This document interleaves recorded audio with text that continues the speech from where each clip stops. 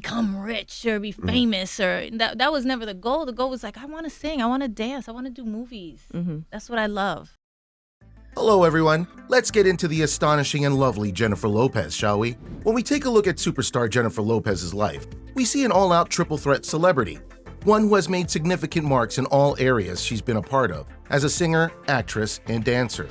As a ground shaker in the industry, she broke the mold, becoming the first Latin actress to earn over $1 million for a film, and even establishing herself as the highest-paid Latin actress in Hollywood. Her versatility as a talented performer has given her the level of longevity her career has had. From being a top-tier actress to chart-topping albums, she helped propel the Latin pop movement in American music. In 2012, Lopez was ranked as the most powerful celebrity in the world by Forbes, and Time listed her as among the 100 most influential people in the world in 2018. But as she continues to further her career to the delight of her fans, there are plenty of things that people don't know about our J-Lo. So as we continue, why don't you hit that like button and subscribe for future videos just like this one.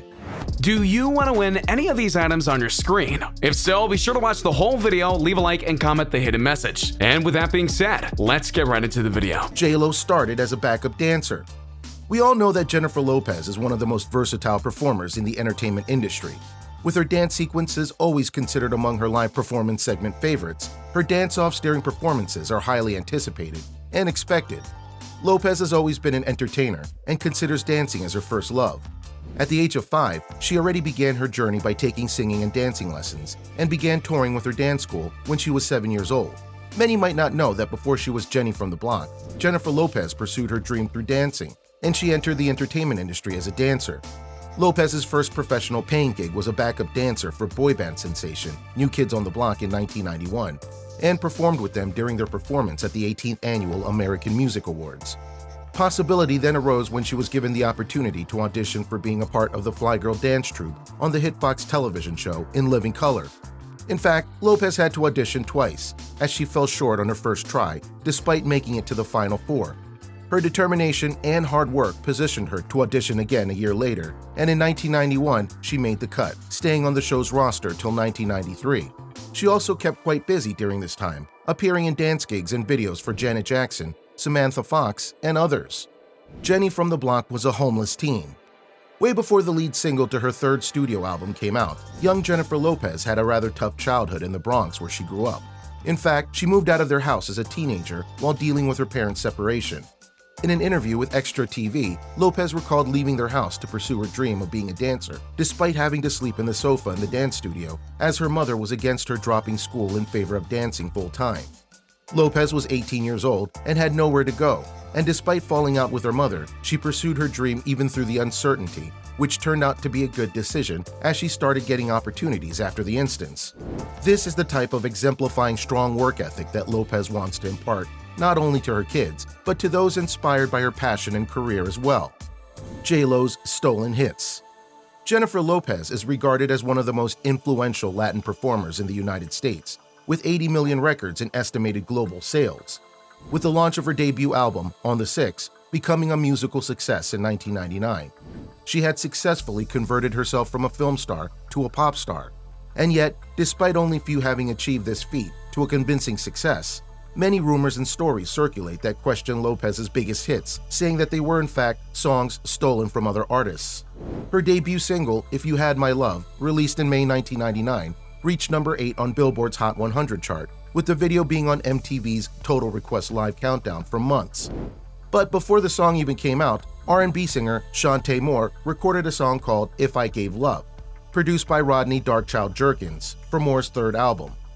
Apparently, Sean Combs, also known as Puff Daddy at the time, who was then dating J-Lo, heard Moore's track while working on J-Lo's debut album and wanted the song for Lopez instead. Famous R&B producer Darkchild Jerkins was unable to give the song away, so he allegedly replicated the track and created a new song for Lopez with a very similar sound. Shantae Moore would later express at a podcast in 2018 that Darkchild literally wrote practically the same lyrics and put it in the same beat to both their songs. This led to Shantae Moore scrapping her song as a single for her album due to J-Lo's version blowing up. Another song that wasn't a Lopez original but became a massive hit was her third single from On the Six, Waiting for Tonight. The song was actually a remake of a 1997 album cut by short-lived dance pop trio called Third Party. Even the song Let's Get Loud, as one of Lopez's signature hits, isn't actually her song. The song was written by Latin music legend Gloria Estefan originally for herself, but thought that it sounded too similar to another song she had made, so she gave it to J-Lo instead, chalking this up to our lack of understanding as to how the music business goes. But plenty of naysayers claim that J-Lo's musical success shouldn't be entirely hers. This may be due to the producers and the musical executives who run the show behind the scenes, taking her pick on who gets the next big hit. In fact, another one of J-Lo's controversial moments may have a link to another alleged musical redistribution. Many of us may remember the time when Jennifer Lopez had beef with another American Idol judge by the name of Mariah Carey. At the time, Mariah Carey had been quite vocal at her dislikes towards Jennifer Lopez, edging towards utter disrespect. Mariah's attitude towards Lopez stems from her belief that part of the melody in Jennifer's hit in the 2001 single I'm Real comes from Mariah's own song, Loverboy. But then again, this could also just be because Tommy Mottola, Mariah's ex-husband and head of Sony Music at the time, played a hand in finding out which samples and melodies Mariah was recording from her Glitter album and had his own producers use the same samples and melodies on Jennifer Lopez's track. There have been other allegations of Lopez and her music production team leaving in vocals from demos, leaving the artist uncredited on the final cut. From Ashante's and J-Lo's Ain't It Funny remix, with Ja Rule to Christina Milian, who wrote J-Lo's catchy track, Play, where we could still hear their voices in the song despite being uncredited for their vocal additions. Even one of J-Lo's trademark hits, Jenny from the Block, where the final cut of the hit single contains vocals by another uncredited vocalist, even retaining much of the uncredited voice's original vocal take on the much-loved hook. These issues never seemed to get left behind J-Lo when it came to her music career. But as mentioned, it's important to note that the majority of the decisions in creating these tracks were made by the powerful men behind the scenes, such as Diddy, Rodney Darkchild Jerkins, and Tommy Mottola, for example. Moreover, despite the issues, these hits were still being brought to life through Jennifer Lopez and what she herself made these songs to become. These songs also propelled her musical career. Add that to the incomprehensible J-Lo personality, charm, and star power, and we can't contend that these songs remain to be what they really are: chart-topping hits. World of Dance. And if accusations of song stealing isn't enough, Jennifer Lopez was sued for allegedly stealing the idea of the hit show World of Dance.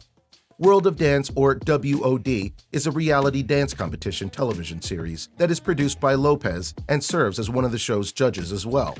The show produces dance competitions and lifestyle events in more than 25 countries and has already had 4 seasons on NBC. However, in 2019, a suit filed by a certain Alvin Gray L. alleges that he sent a similar contract to dance icon Debbie Allen in 2009 and is asking for $6.5 million in damages. Gray L. sued World of Dance executive producer Jennifer Lopez for allegedly stealing the idea. Despite the issue, J-Lo doesn't seem to be too hung up on the suit, as the idea for the show had been floating around the network for years, and it was apparently the network who presented the concept to J-Lo. The name J-Lo. After the success of Jennifer Lopez's debut album, On the Six, and a number of hit movies, Lopez was increasingly becoming the Hollywood heavy hitter she is now known as. In the process of developing her second album, she had started to tweak her public image and started going by the name J-Lo, saying that this was something fans often called her. In 2001, she said that the name came from fans carrying signs of the name that she kind of caught on. She would reveal in 2020 that the nickname was in fact taken from rapper and producer Heavy D. He would come into the studio when I was making my first album, and he would always call me Jenny Lo, Lopez said. The name later developed into J-Lo, which Lopez would use to name her second album as a pseudonym, adding to her street cred. What do you think about the untold truth of Jennifer Lopez? Feel free to share your thoughts with us in the comments below. Don't forget to like, share, subscribe, and ring the notification bell for more. A simple reminder on how to enter our brand new giveaway. We will be giving away either an iPhone X Max, the new iPad mini, or a MacBook Pro. It's really your choice. So be sure to leave a like, comment the keyword, subscribe, and turn on notifications to enter the giveaway. It's really that simple. Go for it.